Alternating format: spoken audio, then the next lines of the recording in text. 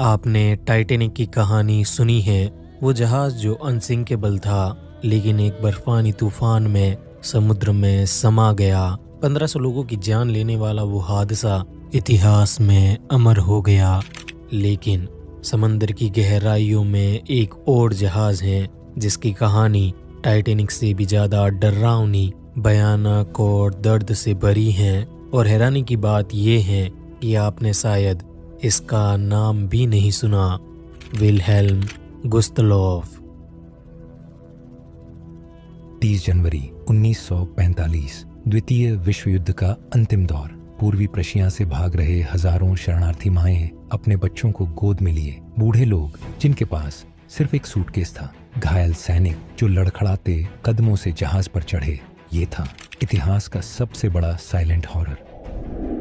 एक जहाज जिसके साथ 9000 से ज्यादा लोगों की जान एक ही रात में चली गई। और ये ट्रेजेडी ना तो किसी आइसबर्ग की वजह से हुई, न ही कोई एक्सीडेंट था। ये था युद्ध का वो क्रूर चेहरा जिसे किताबों ने छिपा दिया।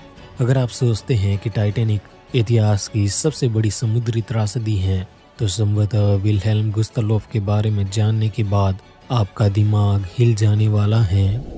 स्वागत है आपका साइनो पर।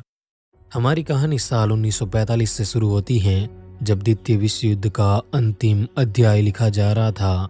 हिटलर के 1000 साल तक टिकने वाले साम्राज्य का सपना चकनाचूर हो चुका था और सोवियत रेड आर्मी जर्मन जमीन को खून से रंगते हुए पूरी यूरोप में तेजी से आगे बढ़ रही थी। जर्मन द्वितीय विश्व युद्ध हारने के मुहाने पर खड़े थे, लेकिन फिर भी नाजी साम्राज्य की मरी हुई लाश को जिंदा दिखाने के लिए नाजी अधिकारियों ने तय किया कि वो यूरोप में फैले हुए अपने हर नागरिक और हर सैनिक को वापस जर्मनी लाएंगे और युद्ध को जितना हो सके उतना लंबा खींचेंगे।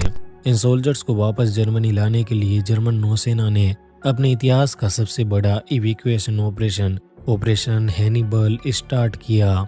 115 दिन चले इस ऑपरेशन में लगभग 2 मिलियन लोगों को इवैक्यूएट किया गया, जो एक बहुत बड़ा नंबर था। लेकिन इस ऑपरेशन के दौरान जर्मन नौसेना को नुकसान भी काफी हुआ। उसके 245 जहाज डूब गए और 33,000 लोग मारे गए, जो बेहद ही डरावना था।